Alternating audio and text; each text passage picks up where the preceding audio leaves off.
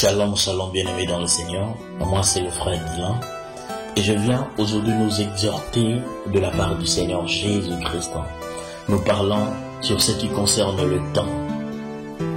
La Bible dit dans Ecclésiaste chapitre 3, à partir du premier verset juste en bas, je lis au nom de Jésus, il y a un temps pour tout, un temps pour toutes choses sous les cieux, un temps pour naître, un temps pour mourir, un temps pour planter, un temps pour arracher ce qui a été planté, un temps pour tuer, un temps pour guérir, un temps pour abattre, un temps pour bâtir, un temps pour pleurer, un temps pour rire, un temps pour se lamenter, un temps pour danser, un temps pour lancer des pierres et un temps pour ramasser des pierres, un temps pour embrasser et un temps pour s'éloigner des embrassements, un temps pour chercher, un temps pour perdre, un temps pour garder, un temps pour jeter, un temps pour déchirer et un temps pour coudre, un temps pour se taire, un temps pour parler, un temps pour aimer et un temps pour haïr, un temps pour la guerre, un temps pour la paix. Bien-aimés, j'aime parler du temps. Le 4e jour, le Seigneur institua ainsi les astres. Il plaça le soleil dans les cieux afin qu'il préside au jour, et la lune dans les cieux encore afin qu'elle préside à la nuit, et les étoiles. Le Seigneur a formé les astres. Écoutez ce que la Bible dit, c'est afin que nous sachions compter les époques, les années, les jours, afin qu'il y ait des dates, afin qu'aujourd'hui, que l'on soit en 2020, afin que nous soyons au mois de novembre 2020. Je veux en fait que l'on puisse comprendre l'importance du temps. Il est arrivé un moment où nous sommes nés dans une famille. La famille se réjouit de ce que nous sommes venus de faire partie de cette famille. Nous serons comptés parmi elles, parmi les personnes qui se trouvent, qui constituent en fait cette famille. Mais il y a aussi des temps, et sous nos yeux, il nous est arrivé de voir comment les êtres qui nous sont chers, le membre de nos familles nous quittaient, c'est parce que leur temps a été limité. Mais non, pourquoi je parle aujourd'hui du temps? Afin que nous fassions un bilan, afin que nous puissions nous revenir en nous-mêmes, afin que nous fassions une rétrospection. Qu'avons-nous fait du temps que le Seigneur nous a donné? Lui, il est éternel, il ne subit pas les temps, c'est lui qui a institué les temps.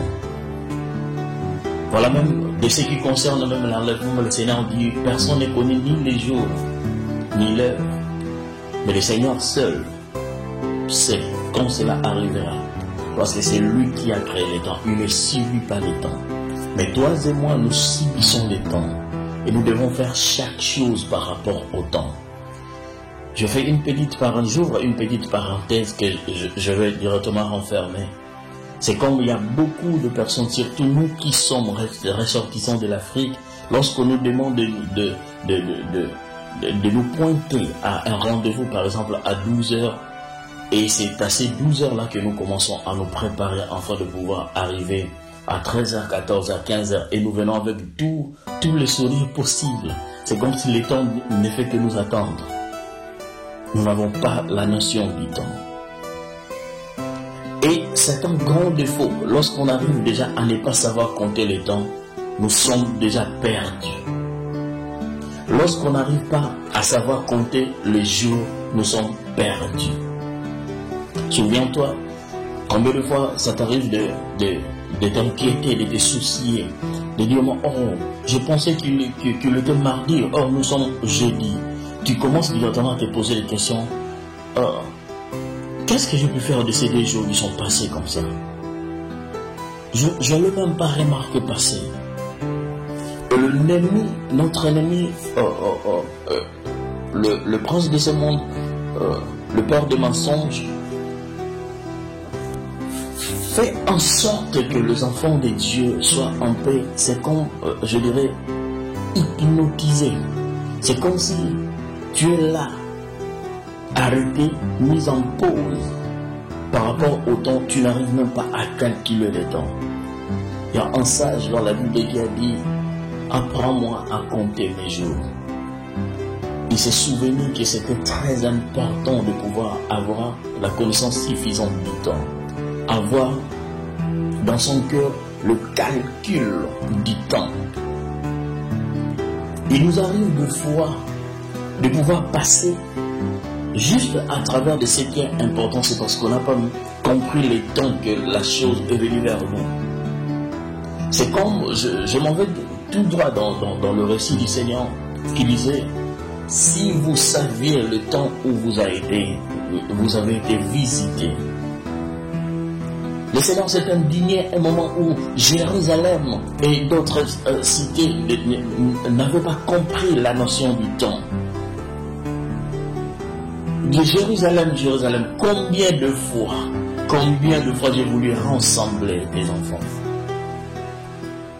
Le Seigneur dit ici, vous pouvez lever les yeux au ciel et regarder et dire qu'il va pleuvoir. Comment ne comprenez-vous pas ces temps? Si vous pouvez comprendre, bien aimé, que cette vidéo s'est introduite dans votre téléphone, dans votre smartphone, dans votre tablette, dans votre téléviseur, dans votre maison, dans votre salon, même dans la chambre, et pourquoi pas dans nos toilettes, c'est parce qu'on avait l'habitude de prendre avec nous nos téléphones dans nos toilettes. Si cette vidéo te tombe dessus, pourquoi ne veux-tu pas comprendre que c'est un temps que le Seigneur a choisi? Écoutez cette phrase de la Bible qui dit « Aujourd'hui, si vous entendez sa voix, aujourd'hui, c'est encore le temps. Aujourd'hui, si vous attendez sa voix, n'endurcissez pas vos cœurs. Que fais-tu du temps que le Seigneur t'a donné? Que fais-tu du temps que le Seigneur t'a donné? Comment comptes-tu les jours que le Seigneur t'a donnés? Comment comprends-tu le signe que le Seigneur place dans le temps? Et si on n'arrive pas encore à comprendre ce que c'est le temps, comment en comprendrons-nous le signe qui y sont placés? Je viens aujourd'hui t'interpeller, bien-aimé, afin que tu fasses un peu le bilan de la vie qui t'a été donnée. Combien de temps as-tu vécu sous le soleil? Combien de jours as-tu passé dans le mensonge? Combien de temps as-tu été livré en spectacle par l'ennemi, faisant ce qui lui plaît, ce qui lui est agréable, ce qu'il désire de toi? Combien de temps as-tu passé à te moquer de toi-même, à laisser l'ennemi se moquer de ton Dieu, en faisant de toi un objet de plaisir, un objet sexuel, je peux dire aussi pour les gens, et juste un instrument, peut-être, je vais dire aussi un esclave pour les autres? Combien de temps as-tu passé dans de bêtises sous le soleil? Et combien de temps consacres-tu à Dieu? Tu as 24 heures dans la journée, combien de temps consacres-tu à Dieu? Tu as 7 jours dans la semaine, combien de jours consacres-tu à Dieu? Tu as 4 semaines, 2 ou 3 jours dans le mois, sauf dans le mois de février. Et combien de semaines, combien d'heures, combien de jours consacres-tu à Dieu? Tu as tout le temps pour toi-même. Le Seigneur s'est indigné par rapport à Simon Pierre, lui dire: Simon, tu n'as même pas veillé avec moi, juste même pendant 1 heure. Mais c'est même Simon pouvait se mettre à pécher durant toute la nuit. Dans le livre de Luc, au 5e chapitre, Simon dit à Jésus, Rabbi, j'ai péché toute la nuit. Il pouvait consacrer sa force, ses énergies à pécher toute la nuit. Mais veiller juste 1 heure avec le Seigneur, être dans la présence de Dieu, il n'a pas eu en lui la force, les énergies requises afin de pouvoir veiller juste pour 1 heure. Comment utilises-tu le temps que le Seigneur te donne? Il y a de ceux qui ne savent même pas quand est-ce que ça a été la dernière fois qu'ils ont prié. Il y a de ceux qui ne savent même pas quand est-ce qu'a été la dernière fois qu'ils ont même pensé à Dieu.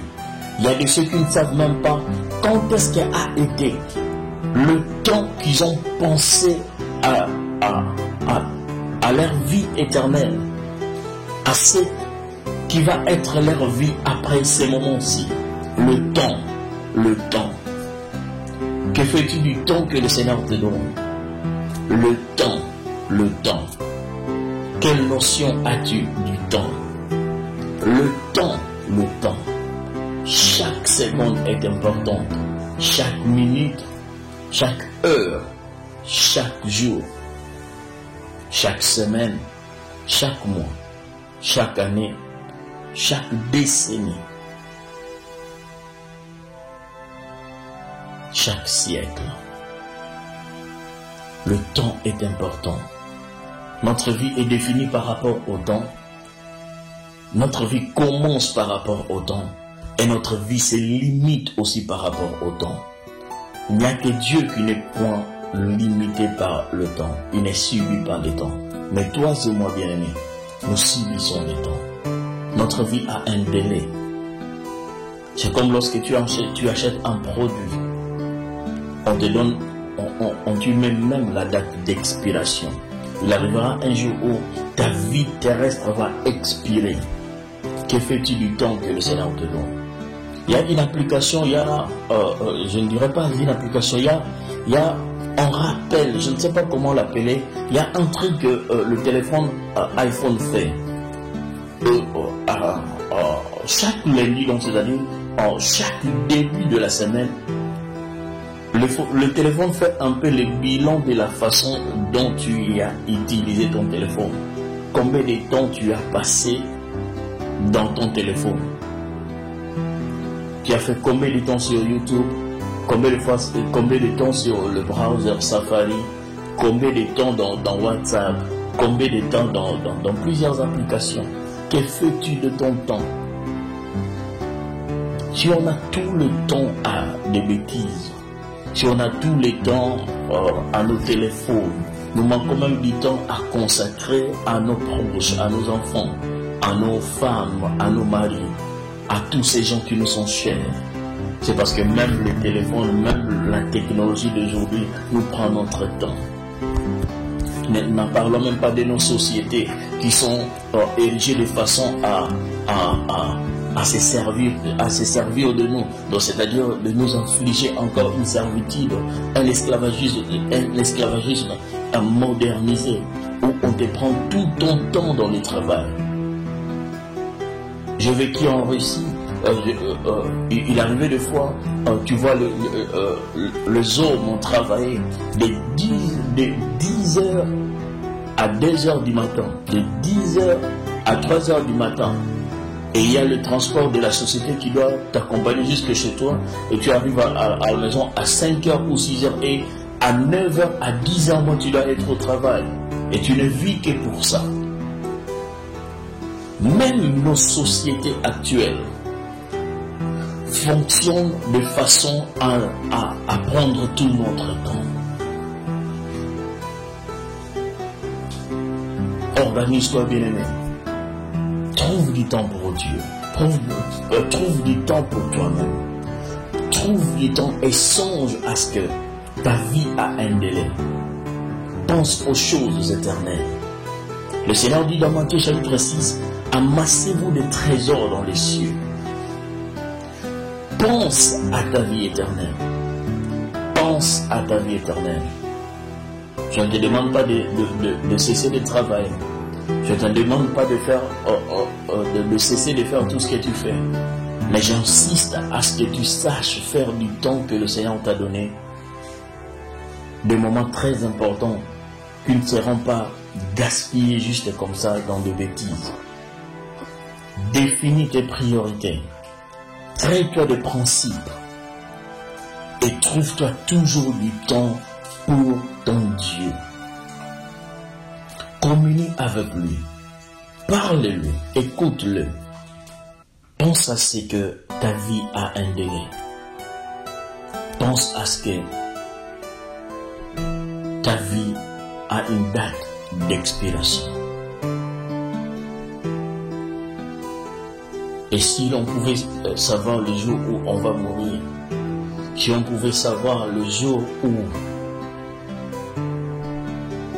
notre vie va prendre fin, on allait prendre toutes les précautions possibles. Mais dommage que personne ne connaît ni le temps,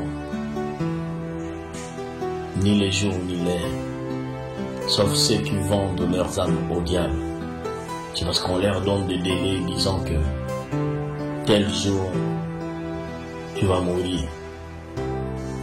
Et aussi il y a le Seigneur Jésus qui savait que le temps était arrivé où il devait passer par la croix. Et aussi Élie qui savait que le temps était arrivé, il devait être enlevé au ciel.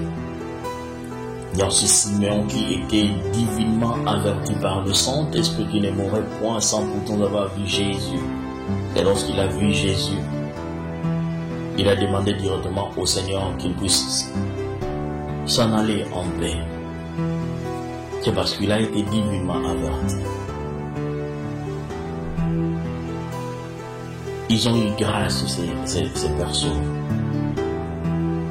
d'être avertis par le Seigneur.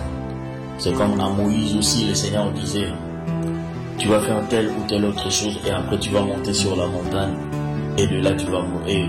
Et de là tu vas mourir. Et même la Bible dit que le Seigneur lui-même enterra Moïse. Personne n'avait vu l'endroit où Moïse était mort. Il a eu grâce de savoir qu'il va mourir, que ses jours étaient finis. Mais toi et moi, nous ne connaissons ni l'heure, ni la seconde, ni la minute, ni le jour. N'as-tu jamais entendu de personnes témoigner que je venais juste de parler avec lui, mais comment est-ce possible qu'il soit décédé? Je venais juste de le rencontrer, de le croiser en chemin. Comment que cela peut être possible qu'il soit mort?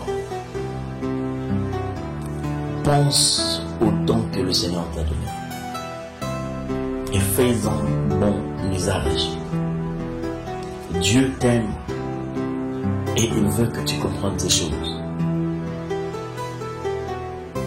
Et par ce cas-là, je vais profiter de dire ceci. Tu n'as jamais reçu tu n'as jamais auparavant reçu le Seigneur Jésus-Christ comme ton Seigneur et ton Sauveur. Et voici le temps favorable. Nous parlons encore du temps, le temps favorable. Quand la Bible dit, aujourd'hui, si vous entendez sa voix, n'endurcissez pas vos cœurs. Prends cette exhortation comme le Seigneur est venu toquer à ta porte. Tu es un païen où tu n'as jamais fait de déclaration de recevoir le Seigneur, de confesser le Seigneur Jésus. Je te demanderai de prier avec moi, de déclarer ces phrases avec moi. Et tu peux le lire dans le livre de Romains chapitre 10, au verset 9. Tu peux prendre ta Bible, ouvrir ta Bible. Si tu n'arrives pas à répéter avec moi, tu lis ces passages, Romains chapitre 10, verset 9. Et juste fais une prière et déclare ces paroles. Je confesse de ma bouche le Seigneur Jésus. Je crois dans mon cœur que Dieu l'a ressuscité des morts. Je suis sauvé. Tu répètes après moi. Je confesse le Seigneur Jésus. Je crois dans mon cœur que Dieu l'a ressuscité des morts. Je suis sauvé. Et mais réjouis-toi après cette prière, car tu as reçu le Seigneur dans ta vie. Ton âme est sauvée. Et sois le bienvenu dans le rang des enfants de Dieu. Et cela ne s'arrête pas là. Je te félicite d'avoir eu ce courage et apprends maintenant à connaître le Seigneur, afin que tu sois un disciple accompli, afin que tu commences à faire bon usage du don qu'il t'a donné, afin que ta vie ne passe pas en vain. J'aimerais dire ceci. Il y a beaucoup de ceux qui seront surpris ces jours-là lorsque le Seigneur leur dira: je t'avais envoyé sur la terre afin de faire ceci et cela. Qu'as-tu fait de la vie que je t'ai donnée? Et malheur à ceux qui n'auront pas de réponse, et malheur à ceux qui auront peut-être à donner des explications qui ne plairont pas à Dieu. Ne perdez pas votre temps. Tu es unique, tu es original. Sois la personne que le Seigneur a toujours voulu que tu sois. Ne passe pas ton temps à imiter les autres. De nos jours, surtout dans cette génération, je vois des filles, de garçons qui passent leur temps à devenir comme leur star favori et qu'ils aiment d'ailleurs appeler des idoles. Jusqu'à ce niveau, tu as le temps pour te créer des idoles. Jusqu'à ce niveau. Jusqu'à ce niveau. Sois béni, toi qui as pris ce courage, cette bonne décision de confesser le Seigneur Jésus-Christ, de l'inviter dans ta vie, afin qu'il soit ton Seigneur.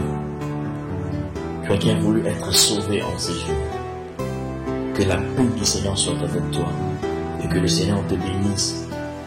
Et n'oublie pas, tu as cru en lui, tu es sauvé, toi et ta famille.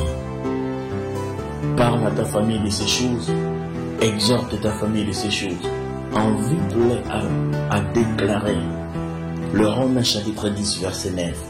Croyez en Jésus, confessez Jésus. Soyez bénis au nom de Jésus.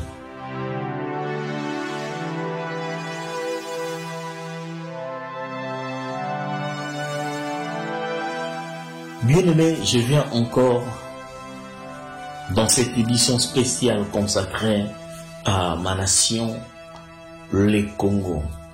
Le Congo, c'est un pays béni de Dieu. C'est un Congo aimé par Dieu.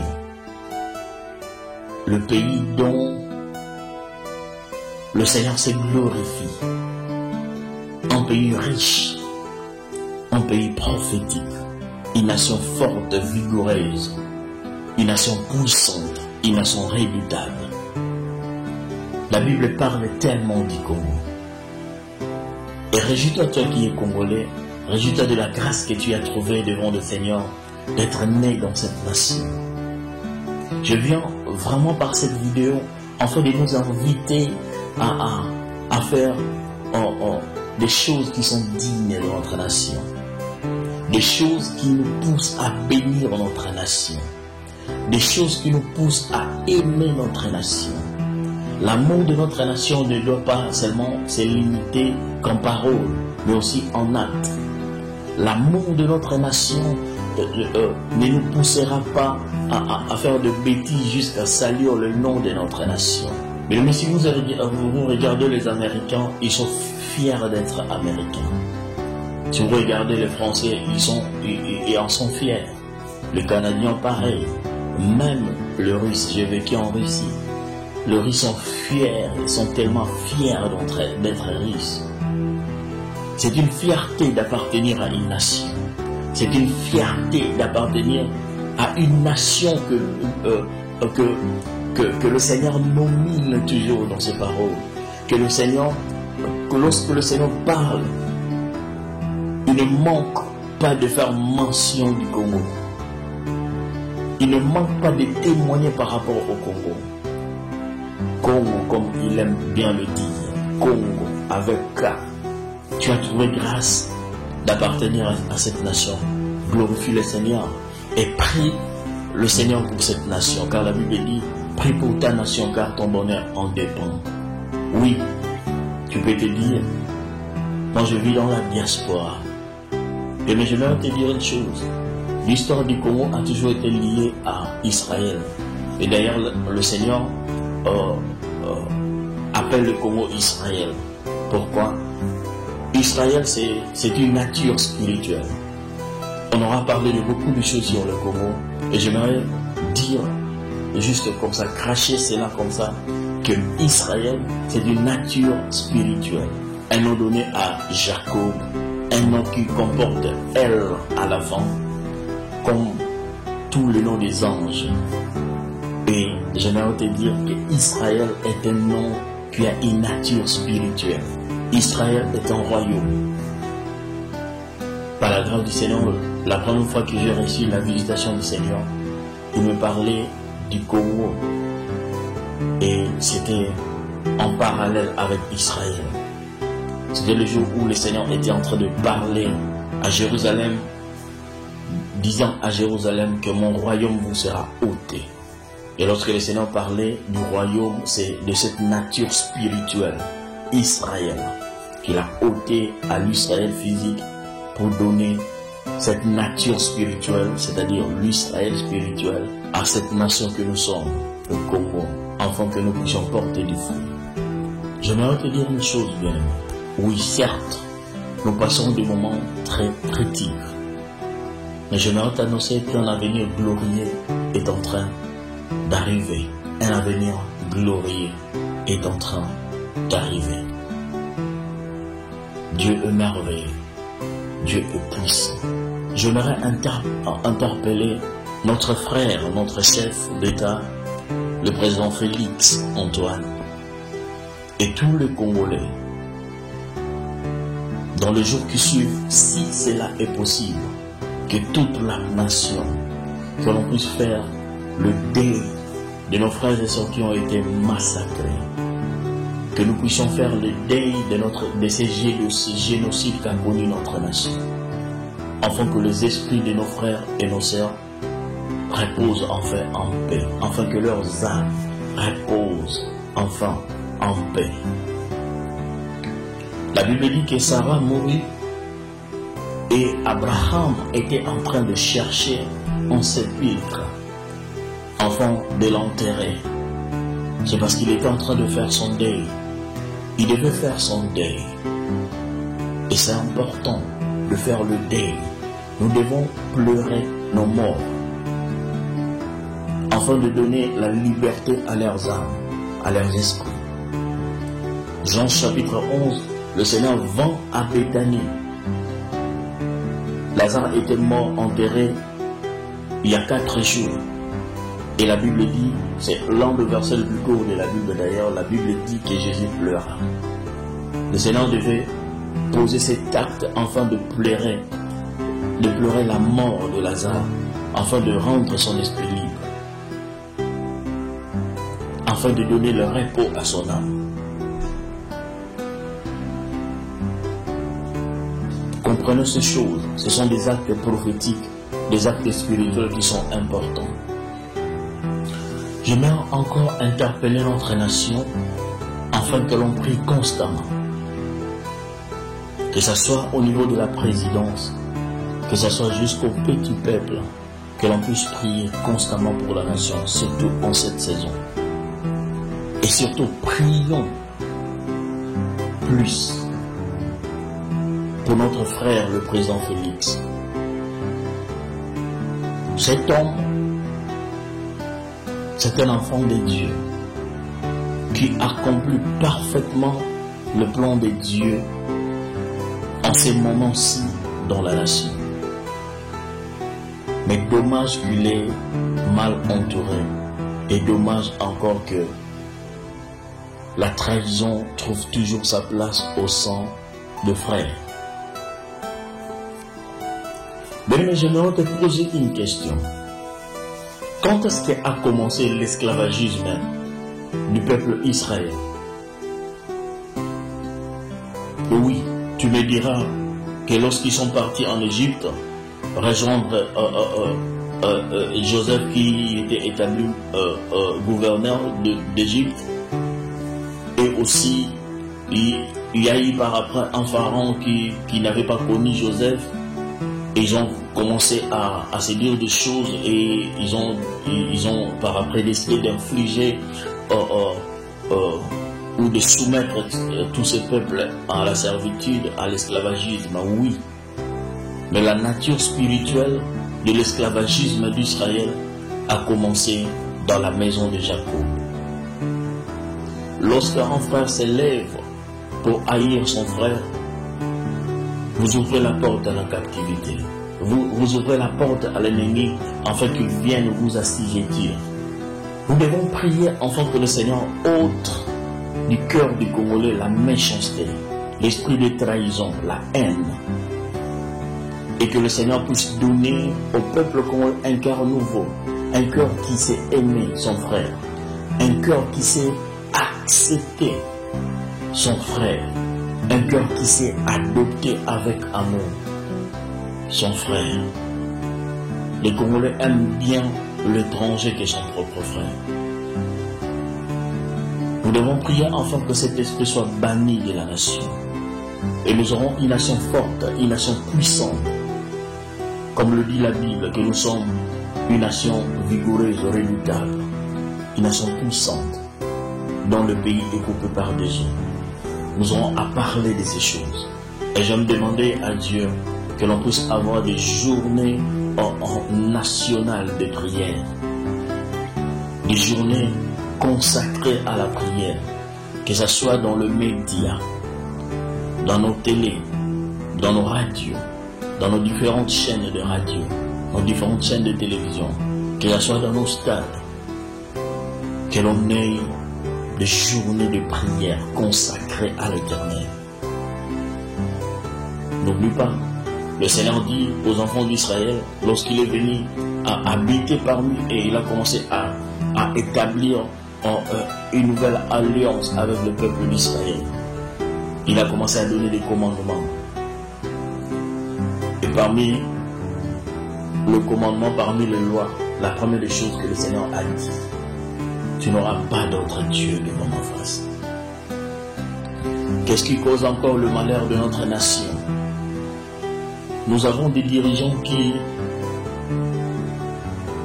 n'ont pas pour Dieu l'Éternel. Nous avons des dirigeants qui se disent chrétiens mais qui font recours à de forces maléfiques, à des forces satanistes, à des forces mystiques pour être établis.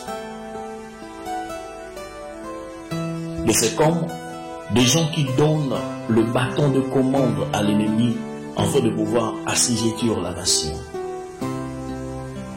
Et nous devons prier afin de proclamer le Seigneur, l'Éternel, Dieu dans tous les domaines, dans toutes les sphères de notre nation, dans tous les bureaux, dans toutes les sociétés, dans toutes les catégories, dans toutes les classes de la nation. L'Éternel doit être Dieu partout. Tu n'auras pas d'autre Dieu devant ma face.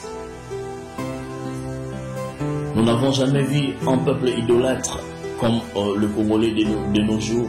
Des gens qui font des idoles n'importe qui. Tu lui donnes un morceau de pain aujourd'hui et demain il commence à te louer, à se prosterner, à t'adorer même. C'est parce que tu lui as donné un morceau de pain. L'ennemi a ridiculisé la nation. Il a infligé la nation à la souffrance. Il a livré le Congo en spectacle. Mais aujourd'hui, le Seigneur fait en sorte que nous pouvons avoir en nous la conscience qu'il faut, la conscience requise par rapport à cette situation. Nous devons donner tout entre les mains de l'Éternel. Nous donner toute la place qui lui est due. L'Éternel Dieu est Dieu du Congo. Et nous ne devons pas avoir d'autre Dieu devant la face de Dieu. Tu n'auras pas d'autre Dieu devant ma face. Et voilà pourquoi je dis à ma nation, Congo, l'Éternel est ton Dieu. Et tu ne dois pas avoir d'autre Dieu devant la face de l'Éternel. C'est triste ce qui se passe dans le milieu politique de notre nation. C'est comme si je dirais, il y a des féticheurs qui deviennent des chefs dans notre Congo. Pour devenir député, on fait des recours à des forces mystiques. On fait des sacrifices dans le monde des ténèbres, au prix même du sang innocent. Enfin, juste pour que l'on soit établi dans une fonction où on n'aura même pas le moindre souci de la nation, même pas de ces peuples à qui nous avons remis du riz, peut-être des t-shirts, même pas pitié même du quartier où l'on vit, on ne fait que satisfaire ses propres désirs. Et l'argent de la nation pousse nos politiciens à faire des choses indignes, des choses infâmes. Ils sont tout le temps derrière les femmes, derrière le prostitué, derrière le petite fille, dans la pédophilie, dans le viol, dans les séquestrations, dans des choses bizarres que le Seigneur n'aime pas. Ils sont totalement plongés dans des abominations. C'est parce que derrière eux ou devant eux, ils ont placé l'ennemi. Ils se sont livrés tellement à l'ennemi afin d'être établis juste pour une seconde. Que le juste de cette nation se lève. La Bible dit, lorsque les fondements sont renversés, le juste, que ferait-il? Que le juste du Congo se lève et qu'il prie constamment pour la nation. Congo, tu n'as pas un autre Dieu. C'est l'Éternel qui est ton Dieu. C'est Jésus-Christ qui est ton roi. Prions pour la nation, afin qu'il y ait la paix, afin qu'il y ait changement de mentalité, afin que le Seigneur donne un cœur nouveau à tout Congolais. Le Seigneur a changé le cœur du peuple d'Israël. Si vous lisez dans la Bible, le Seigneur dit, je vous donnerai un cœur nouveau. Et le Seigneur l'a fait. Tu te dis que tu es dans la diaspora. Je vais te dire une chose. Ils étaient aussi dans la diaspora en Égypte. Ils étaient aussi dans la diaspora dans Babylone. Mais par après, ils devaient un jour retourner à la terre où le Seigneur, à la terre que le Seigneur leur avait donnée, à la terre que le Seigneur avait promis à leur père Abraham. Toi qui vis dans la diaspora, j'ai beaucoup de choses à te dire. Beaucoup de choses à te dire. Mais tu vis dans la diaspora, il s'est fait que tu as même oublié même la nationalité de l'endroit où tu vis. Cela n'a même pas empêché à Esther, à Mardoché, de défendre d'abord les intérêts de leur souche. Cela n'a même pas empêché à Moïse de comprendre qu'il était un Hébreu et pas prince d'Égypte. Sois sage, que le Seigneur t'ouvre l'intelligence. Daniel était révolté. Il priait 3 fois par jour dans la diaspora. Il priait 3 fois par jour.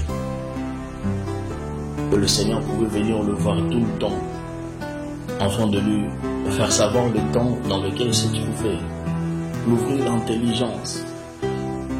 Et il était arrivé un moment où, que ce soit le Daniel, le Néhémie, le Esdras, tous ces gens, devaient comprendre que le temps était arrivé. Et de Néhémie devait retourner à Israël. Ils ont même demandé au roi que nous devons rentrer en train de rebâtir le mirail d'Israël. Ils étaient aussi dans la diaspora, Shadrach, Meshach, Abed-Nego. Mais ils n'ont pas voulu vivre comme la Babylone vivait. Ils n'ont pas voulu adorer le statut de la Babylone. Ils n'ont pas voulu s'incliner, se prosterner devant la statue de Nebuchadnezzar. Ils ont maintenu leur position. Que ta position dans la diaspora ne te trompe pas. Tu es venu de quelque part. Même pas toi, peut-être ta descendance retournera là où tu es venu. Il n'y a rien de nouveau sous le soleil. Il n'y a rien de nouveau sous le soleil. Prends la conscience de ces choses. Prie constamment pour ta nation. Que ton cœur soit attaché à la nation à laquelle tu appartiens. Toutes ces nations nous ont adoptés. Et j'aimerais te dire, si seulement tu pouvais comprendre ce qui se passe dans le cœur de ceux qui nous ont adoptés, tu auras notamment une seule envie, celle de faire tes bagages et de retourner. Nous disons merci pour l'hospitalité de toutes ces nations, de tout ce qui de toi qui nous ont donné dans leur nation, de pain qu'ils nous ont donné, mais c'est aussi important que l'on puisse penser à notre terre. Priez sans cesse pour le Congo. Et à chaque fois, une pensée pour le Congo. Priez pour la paix de cette nation. Priez pour le repos des âmes de nos frères et nos sœurs qui ont été massacrés depuis des années. Les uns ont eu des mains coupées par des rois. Les autres ont été violés, massacrés comme des bêtes à cause de nos richesses. Et nous devons faire le deuil de nos frères et de nos sœurs. Trouvons même une date, faire le deuil. Plairer nos morts, afin que leurs âmes soient en paix. Et soutenons notre frère, le président Félix, tout ce qu'il est en train de faire. Mais je peux t'assurer, il fait ce qui est dans le cœur de Dieu. Tout ce qu'il est en train de faire est dans le plan de Dieu. On aura beaucoup de choses à partager là-dessus. Que le Seigneur te bénisse. Que le Seigneur te bénisse. Que soit béni ma nation, ma terre, le Congo, et que vive les dieux de ma nation, l'Éternel Dieu des armées.